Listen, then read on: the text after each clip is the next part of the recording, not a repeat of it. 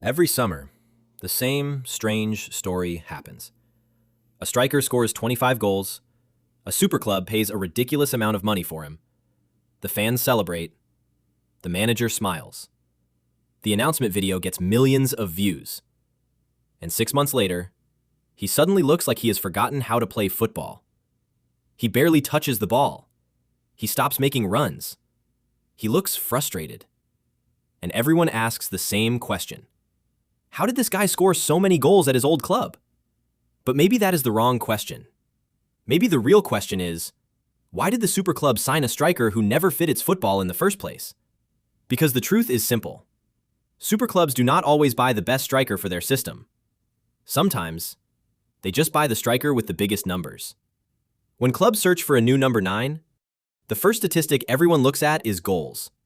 20 goals? Interesting. 30 goals? Very interesting. 40 goals? Get the private jet ready. But a goal total does not tell you what kind of striker produced those goals. Did he score by running behind a high defensive line? Did he dominate crosses inside the penalty area? Did he receive the ball with his back to goal? Did he lead the press? Or did his old team build every attack around him?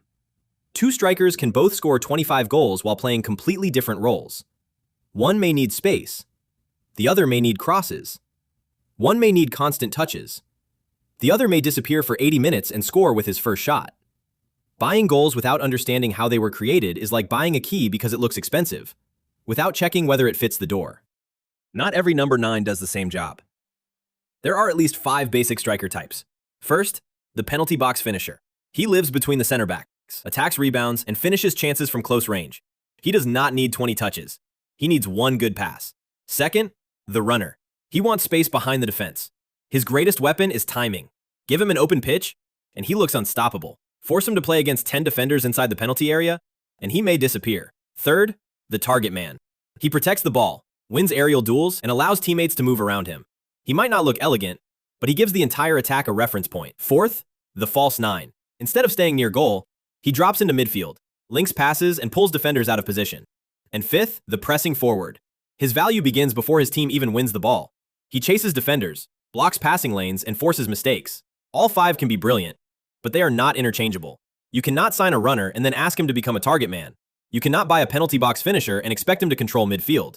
And you cannot sign a false 9, then spend 90 minutes crossing the ball toward him like he is a giant. Yet superclubs keep doing exactly that. Then there is the opposite problem. Some strikers need the ball constantly. They want to drop deep, combine with midfielders, and feel involved in the match. But their new manager may want a number 9 who stays high and pins the center backs. So the striker waits, and waits, and waits. He makes one run, the pass does not arrive. He makes another run, the winger shoots. 10 minutes later, he drops into midfield just to touch the ball. Now the manager is angry because the penalty area is empty. The player is not necessarily being selfish or tactically undisciplined. He may simply be trying to play the way that made him successful. The problem is that his natural instincts and the manager's instructions are pulling in opposite directions. So why do the richest clubs in the world keep making such an obvious mistake? Because recruitment is not only about football. It is also about pressure. A famous striker is easier to sell to supporters. A huge goal total looks impressive in a presentation. A rival club may also want the player, creating fear that he must be special. And sometimes, the club simply needs to show ambition. Buying the correct tactical profile may not excite anyone. Buying the biggest available name creates headlines.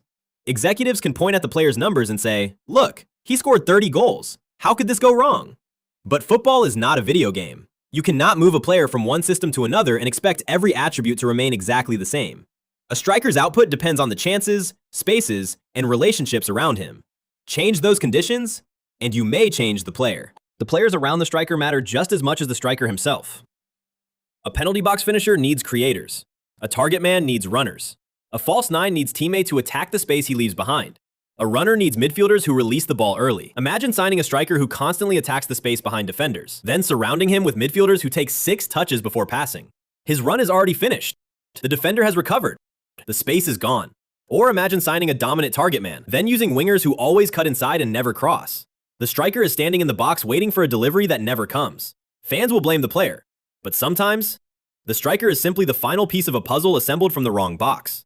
The smarter question is not, how many goals did he score? It is, can he score the goals our team creates? Does the team cross often? Then study how he attacks crosses. Does the team face deep defensive blocks? Then study his movement in tight spaces. Does the manager demand aggressive pressing? Then measure his work without the ball. Does the team need someone to connect midfield and attack? Then watch his first touch, awareness and passing under pressure. A club should not only analyze the striker's goals, it should analyze the 10 seconds before every goal. Where did the move begin? How much space did he have? Who created the chance? What kind of pass found him? Could the new club reproduce those conditions? If the answer is no, the goal total may be almost meaningless. The wrong striker is often not a bad striker. He is a specialist being used for the wrong job. A hammer is excellent at hitting nails, but give it to someone trying to tighten a screw, and suddenly the hammer looks useless. That is what happens when superclubs recruit reputation instead of compatibility.